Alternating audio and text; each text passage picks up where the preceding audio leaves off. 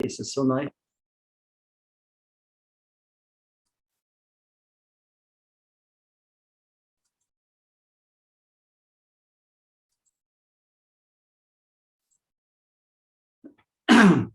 Okay, Jai Ma, everyone, and welcome to Matri Satsang of Sri Anandamayi Ma. I always have to give the disclaimer first that we are recording this because we put the satsangs on our YouTube channel, Anandamayi Ma Satsang West, for people to enjoy later with the readings we have and the all of this. So I hope this doesn't, so if you participate, you will be recorded. I hope this doesn't discourage anyone from participating when we have our open mic discussion, because we want people to feel free. You're with friends and family here to talk about Ma. So I like to say, if those of you here for the first time, welcome, very much welcome. I always like to say, our intention in starting this was not only just to study Ma's teachings and life and to draw closer to Ma and study her relevance to us and her instructions to us, but also to provide community for people whose hearts have been touched by Anandamayi Ma.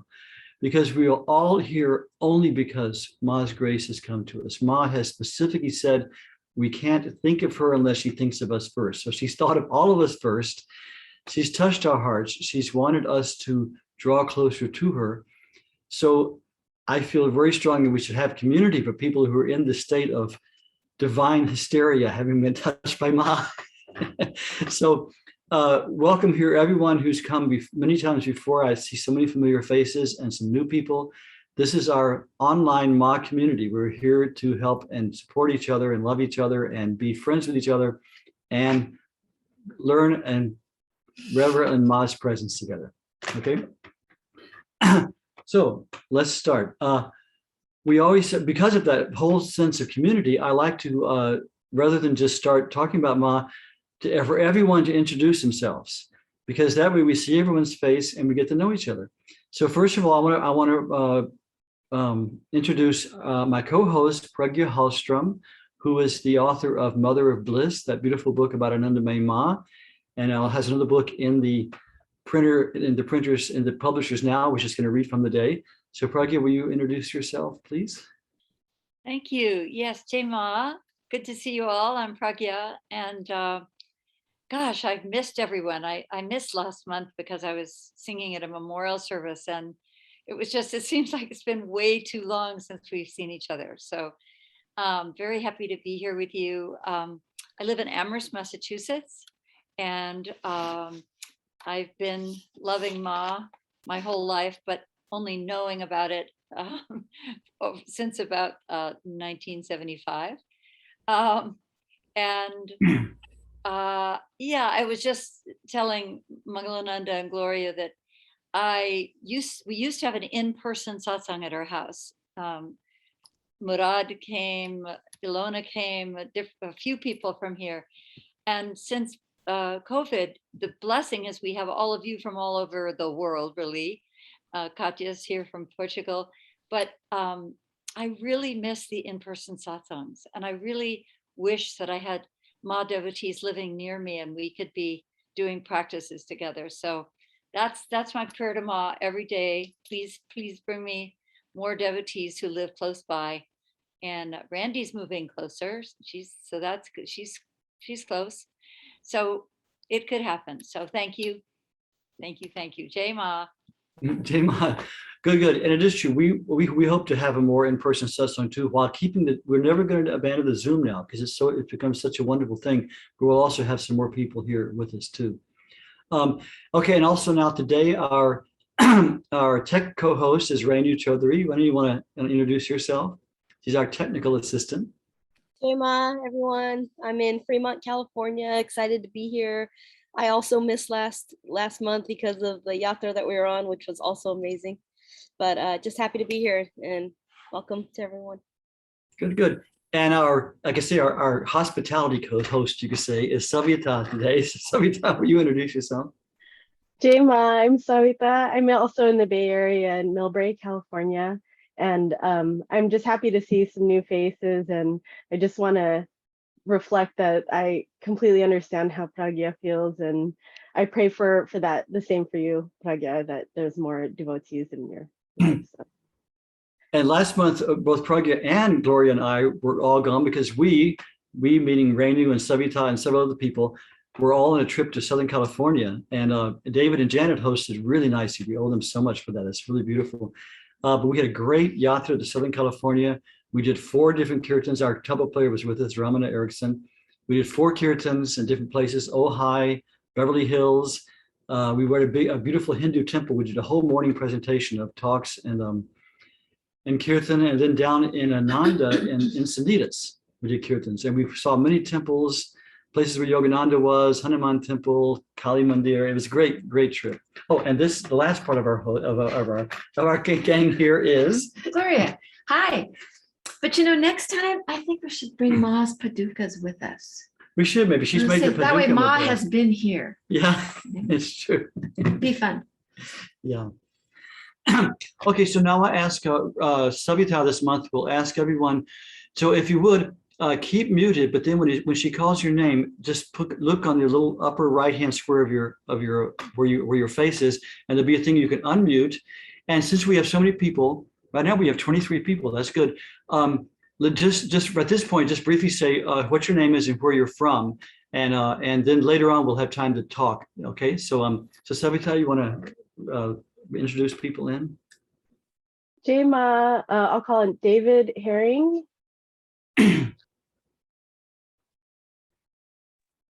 Yes, so we are David and Linda. We live in Williamsburg, Virginia.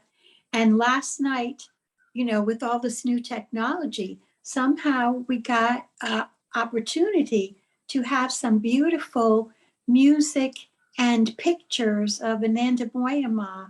I'm going to say maybe 7 or 8 minutes that just came that was so beautiful. It's Right. probably something new that Anandamayi Ma group is doing so that we could have something like that, you know, easily. It just came as like an opportunity.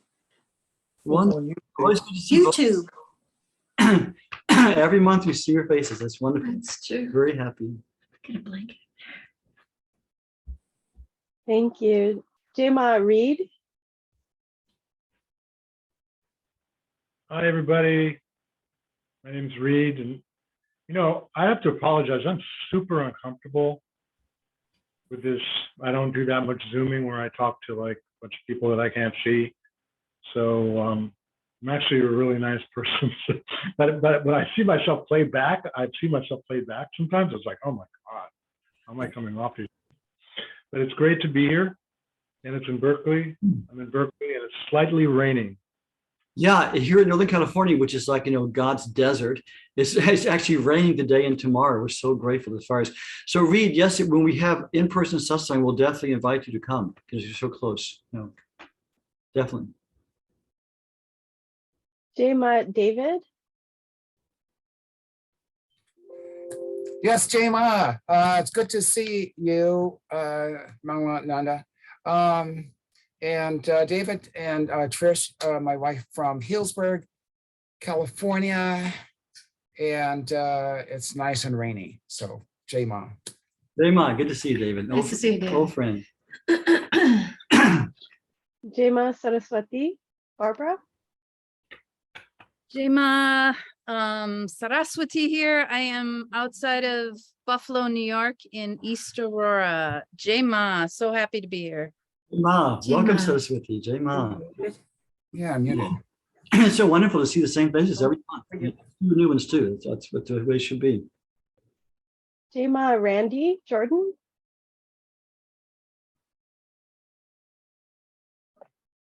Hi, everybody. Randy Jordan from the Berkshires, which is Western Massachusetts. And let's see, I was here last month and I've watched all the satsangs that were recorded very excitedly, and very glad to be so close to Prajna. I think I've been saying your name wrong the whole time. I think I need to learn how to pronounce it. But I am very excited to have to have you so close by, and looking forward to us connecting more. Wonderful. Jay. You and I have exchanged a couple of emails, haven't we? Yes, we talked. You and I talked. We had a nice talk. Okay, So, good. Really good to see you now. Wonderful. I'm so happy. yes, Wonderful. Jay Ma, welcome. Jay Ma. Yeah, Glad and to be here. actually the Buddhist, the word prajna is it means practical wisdom, the application of practical wisdom. And in the Buddhist tradition, they say prajna, but in Hindi we say pragya, and in Sanskrit is prajna. So take a choice. The pragya is pragya. How do you pronounce it? So welcome, Randy. Very nice. And Jema Katia. Jema, hi everyone. This is Katia from Portugal, and I am very happy to be here with you all. Jema. Always good to see your smiling face. Yes, thank you, thank you. Once again, we're threatening once again to visit you in Portugal someday. Yes, you're very welcome. Yes, yes, you're very welcome both. Yes. We're happy you're staying up late at night to be with us. That's so nice. Thank you, thank you. Jema Ilona. Hey, everybody. My name is Ilona. I am from Manchester, New Hampshire, but I'm asking Ma to bring me someplace new. And it is a pleasure to be here with all of you. Jai Ma Ilona, very nice to have you with us. And Jema David. Which David? David Frank.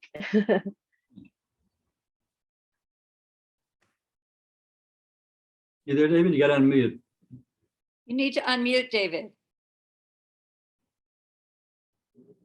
Okay, hello from Peekskill, New York, which is in Westchester. I thought this would be the perfect crowd to wear my t-shirt. A Ma t-shirt. My t-shirt. And they're available. You can get them on Etsy or other places. So, you know, she's in Samadhi on my shirt, and I thought maybe some of it would rub off. And it's great to see you. I'm so happy there's this forum. It's wonderful. Thank you. Very good. Welcome, David. Welcome. I'm very happy you joined us. You and your t-shirt. It's worth a shot. Tell us if you get by the end of the satsang. And Jema Yanaba. Daima, this is Yana, Hilo, Hawaii, the Big Island. And a special blessing for me recently has been that Sarah is also in Hilo, and we've gotten to meet in person a few times. Great. Wow. Good to see you, Yana. Very good to see you. And that's great. See, this is another thing that's happened with this Zoom satsang, that people are getting to know each other. And we've met several of you in person now since meeting you on Zoom. It's really good. Very good. And welcome, Yana. Good to see you. Jema Yatesh. Hello, this is Yitesh. This is my second time here. I live in San Francisco, California. I consider Ma as a form of Divine Mother.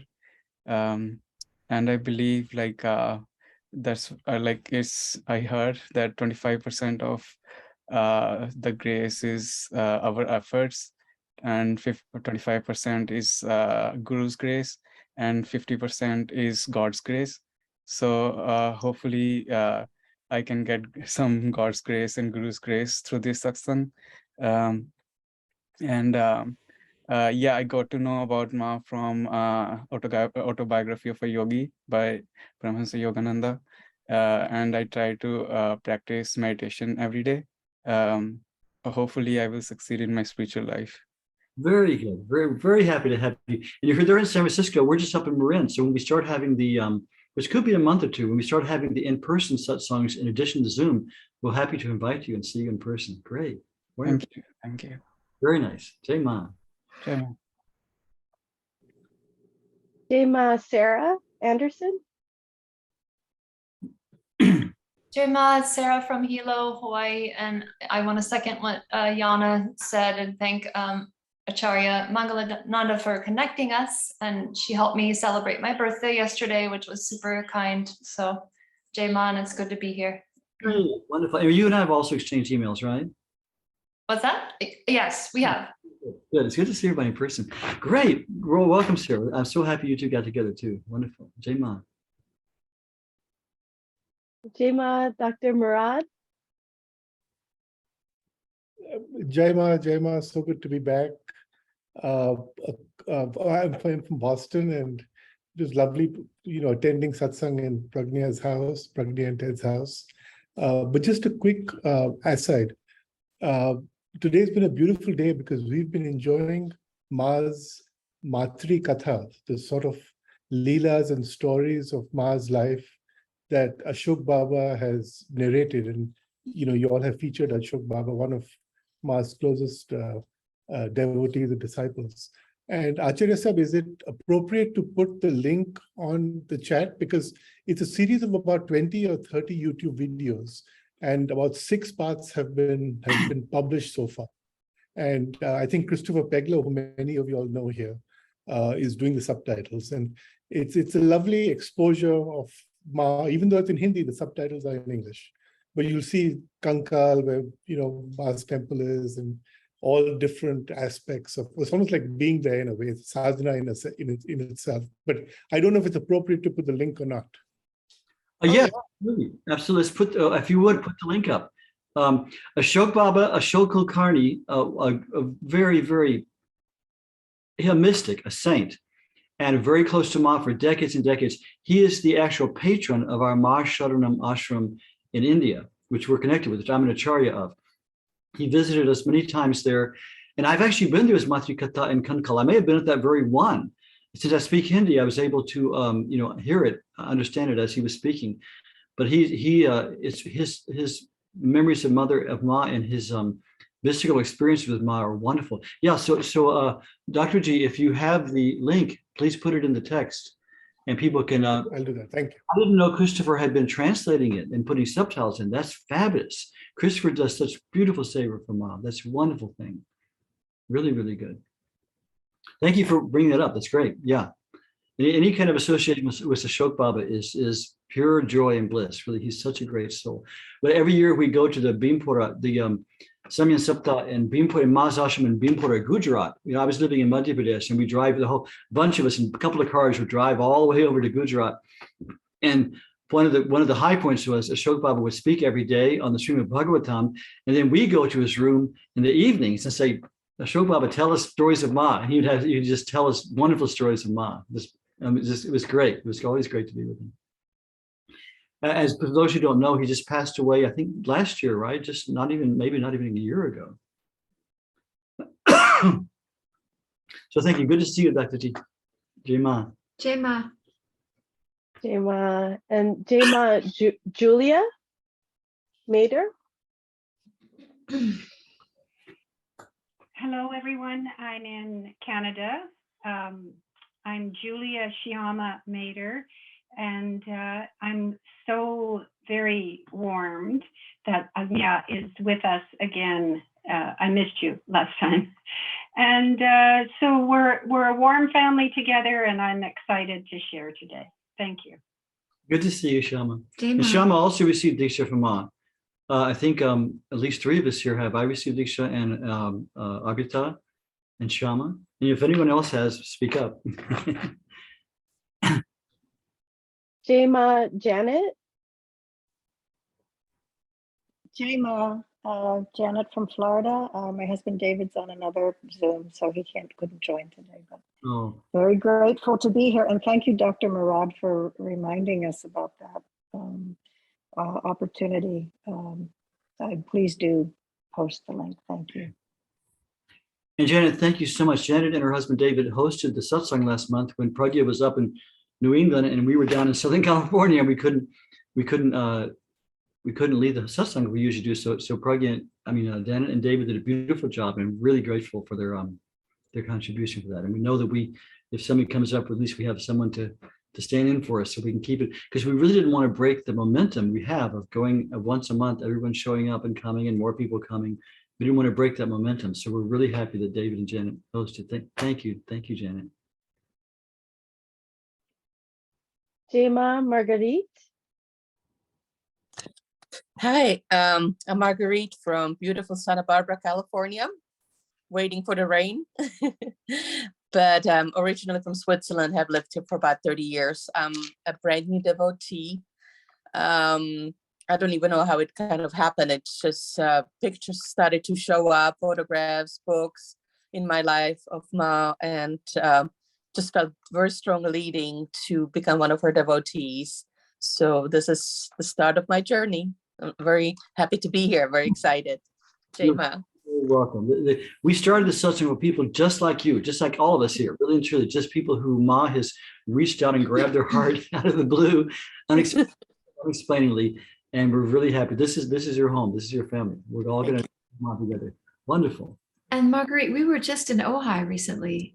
Oh, that's right. That's next door to me. Yes. We drove to Santa Barbara. Yeah. There's okay. Yeah, beautiful Kirtan community in Ojai. Yeah. Mm-hmm. Good, good. Well, Jai Ma, Jai Ma Rajiv. maybe say the full name so people can tune in. Jai Ma, thank you, Pragya ji, for sharing this satsang link with me. And I grew up in India, and my guru always spoke about Ma. He personally had met Ma. And then I got married to my wife Geetika, who's from Dehradun, and that's where Ma merged into the Supreme Consciousness. So another link. And then last week I was blessed to receive the book that Pragya ji sent, and I recently started reading it. So this is a great opportunity. Wonderful, wonderful. Where are you from, sir? Canton, New York, upstate. Very good. Welcome, and Jai Ma. Jai Ma. Yeah, it is true. She also, Gloria's Guru, Sri Eknatheshwaran, met Ma and recommended people, meet her and see her and loved her very much. And look what happened to me. Yeah, she got married to me. But it is true. Very few people actually had Ma as their guru. Most people had other gurus, and their gurus would send them to Ma. She would say, Ma is the universal mother. You must have Ma's darshan. So there was no discrepancy or any kind of conflict between having another guru you're following and having Ma as like your divine mother. So it's a wonderful thing that Ma was so universal that way. So welcome, Ajiv. Welcome, Jai Ma. Jai Ma Sanjay Jaiswal. Jai Ma, this is Sanjay from Wichita, Kansas. Happy to be over here. Jai Ma Sanjay. Is your first time to join us? No, I have been a couple of times over here on this. Okay, sorry. Yeah. Very good, very good. Welcome. Very good to see you again. Thank you. Jai Ma Helen Moon. Hi, I'm from Salt Spring Island and very happy to be back again. I missed last week. This past week, I visited a couple of friends on Salt Spring who had this brand new book of Ma with beautiful flowers, and I should have wrote down the name. But I also found out my friend was where you stayed when you came. I'm good. Usha. Usha was wonderful. Yes. And I stayed maybe at least 2 or 3 times there with Usha, and we'd always do a kirtan, and we'd have great satsang. Yeah, she said you had great kirtan, and her and some others will be joining at some time, but they have a lot of challenges right now and a lot of harvesting, but they will join at some point. Oh. Please give my love and regards to Usha and her husband, the whole gang there. Salt Spring Island is a very special place. It's up in British Columbia, and it's just one of this archipelago of islands, but it's like a spiritual center. There's a Buddhist monastery. There's Eckhart Tolle has a house there. There's a Hari Baba ashram. A lot of devotees, a big kirtan community. It's like a spiritual paradise as well as being very beautiful. So great. So yeah. Welcome to Salt Spring. And it also was a spiritual center for the First Nation people in this area. They all used to come here for spiritual happenings. So I feel very grateful and privileged to be living here. Wonderful. It's a very special place. Yeah. Jai Ma. Thank you. Jai Ma Vikas. Vikas, you there? Hi all. Here in Southern California. Which city? San Diego. Oh, too bad. We were just right near you. Welcome, and Jai Ma. Jai Ma. Welcome.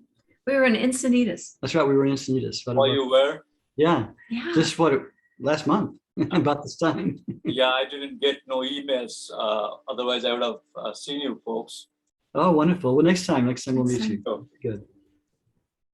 Can I just say, speaking of emails, if we don't have your email, if you're new to Satsang, please put it in the chat so that we can add you to our mailings. Yes. Mangalanand has my email. We have chatted in the past few times. That's great. I gotta make sure you. Yeah, but go put it again anyway, just so I make sure it's on my mailing list, because you should have gotten a reminder about our trip down there. Sure. Yeah, so put it in again. I'll make sure it's on in the mailing list. Very good. Very good. Good to see you. Jai Ma, Arpita, and Robert.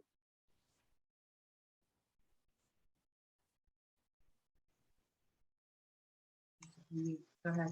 Hi, this is Robert and Arpita. We're in Delray Beach, Florida, and we love coming to these satsangs. Like with all these people. Yeah, and I just wanted to share that we have really been feeling Ma's grace a lot lately. She's pulled us out of some pretty hair-raising situations. We were in North Carolina for 6 weeks in the mountains, and it was just amazing how we avoided catastrophes or seemingly what could be a catastrophe on several occasions. It was, yeah, we both felt like it was Ma that was providing protection.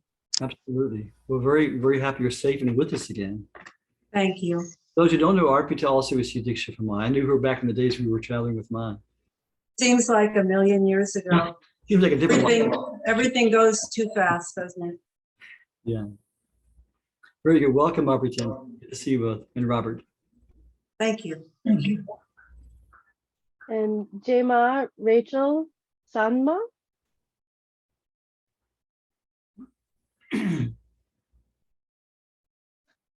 Hi everyone, Jai Ma. Jai Ma. Nice to have you back again. And I've been to Encinitas in Southern California a lot. I'm originally from there and so wanted to join you, but I'm still up here in Mount Shasta. And so anyway, it's nice to have you back and very happy to be here. Jai Ma. Jai Ma, Jai Ma. Good to have you with us again too. And Jai Ma, Haripriya.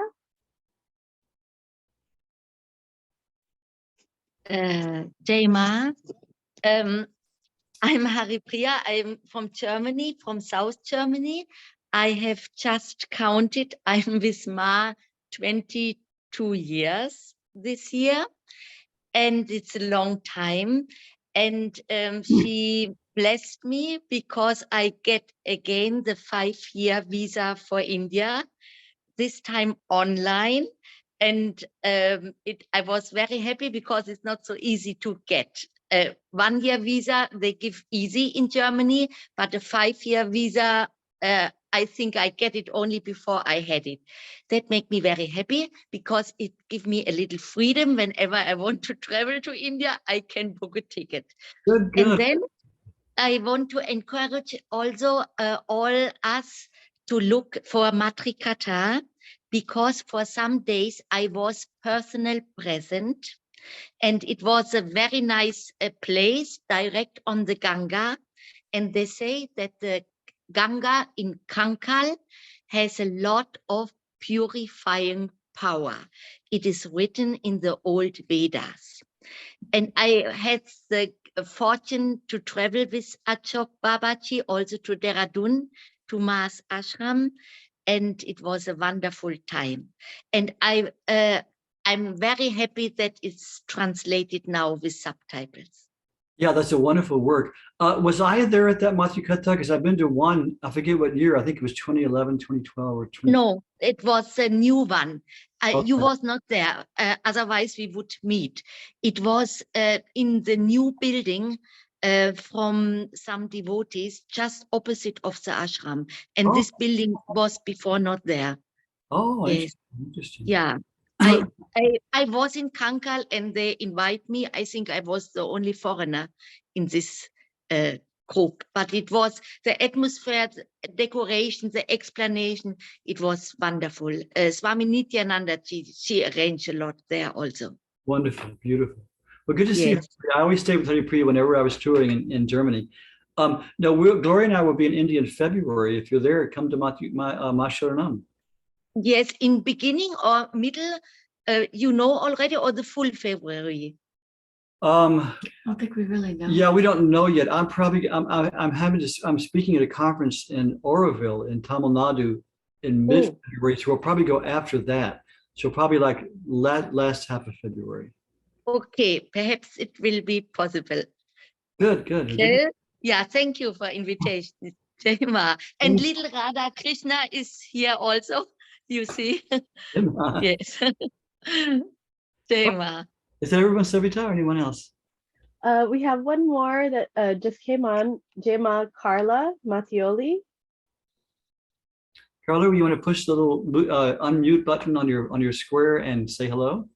Tell us where you're from. Thank you. Hi, Jai Ma. Great to be here. Sorry I'm a little late. I'm from Rockport, Massachusetts.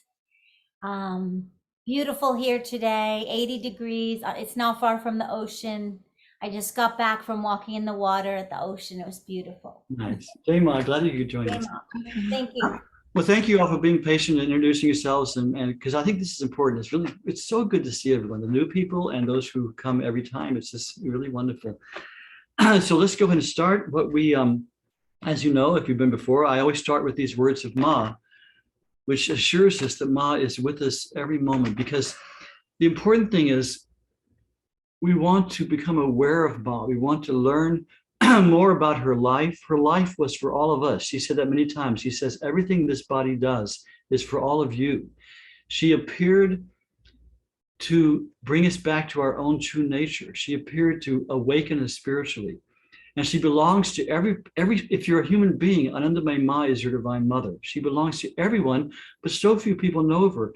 And so those of us who have been blessed by her grace to know of her and remember her should think of her and study her life and see what she has to say to us, because she's such a resource of spiritual blessing, a practical resource to awaken us. The very thought of her awakens us. So let's read Ma's words, how she was always with us. Ma says, I am ever with each one of you, wherever you happen to be. But your vision is tied down to worldly matters, and you have little time to direct your eyes to this body in your thoughts and actions. What can I do?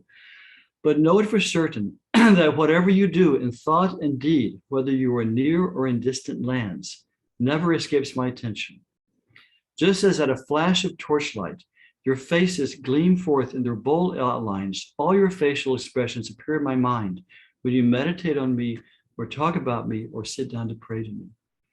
So we know that Ma is with us and aware of us. That's why we're thinking of her. I wanted those of you who have come, especially these last few months, you know, I was talking about my dear friend, my dear spiritual Mataji, Shraddha Davenport, an American devotee of Ma. She and her husband Satya came to Ma, I think in 1970, and the last 12 years of Ma's life, spent so much time with her. And she's the author of that wonderful book, In Her Perfect Love, about Ma. And last time, because we missed last Matthew Satsang, so the month before that, we were still talking about how Shraddha, who was in her 90s, was in hospice. So since that time, she has passed away. And I was going through some of her things that she's willed to me, and I was reading some wonderful letters that she wrote to Ma, because she was a pack rat. She kept everything, and she was super organized. So she labeled everything, so she had all this stuff. So I had a whole folder of beautiful letters she wrote to Ma, and then Ma's replies, but they were too personal to read. So, but I found one thing I want to read, and I want to quickly do this.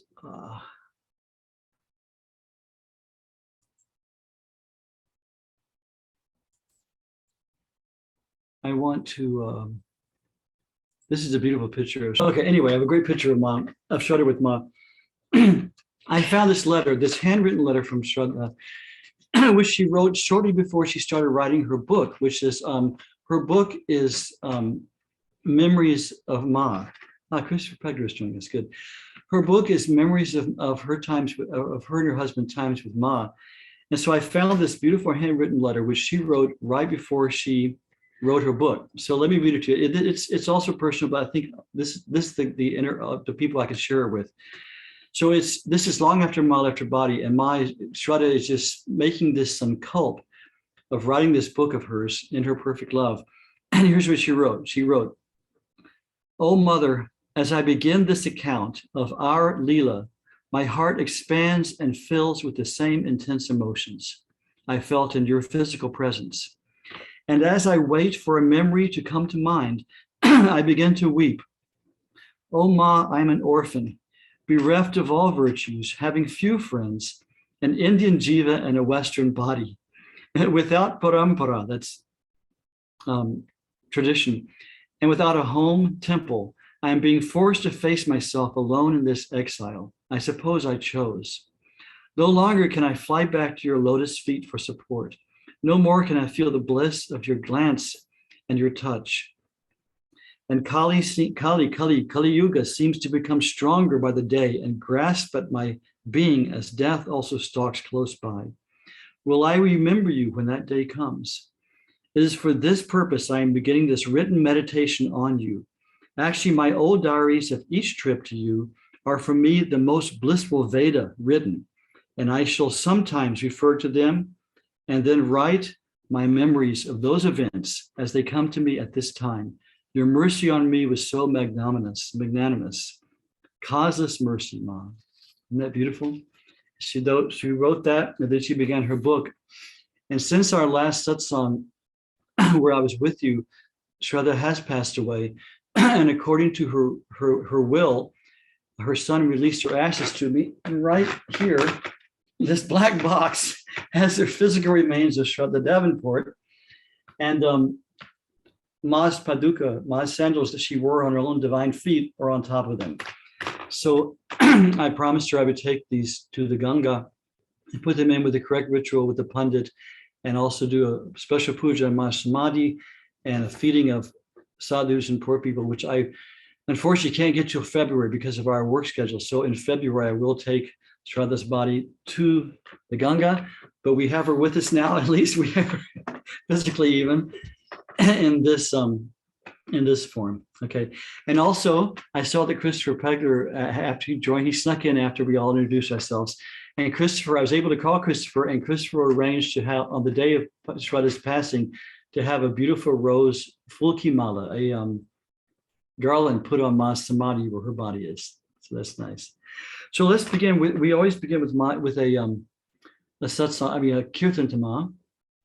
So we'll sing this simple kirtan, Om Ma Sharanam. Sharanam means a place of refuge. So let's tune into Ma's presence beyond the intellect and the mind and thinking about her words, just from the heart, by singing to Ma, Om Ma Sharanam. Original sound, Mangalanandaji? Yeah, I did. Remind me to take it off.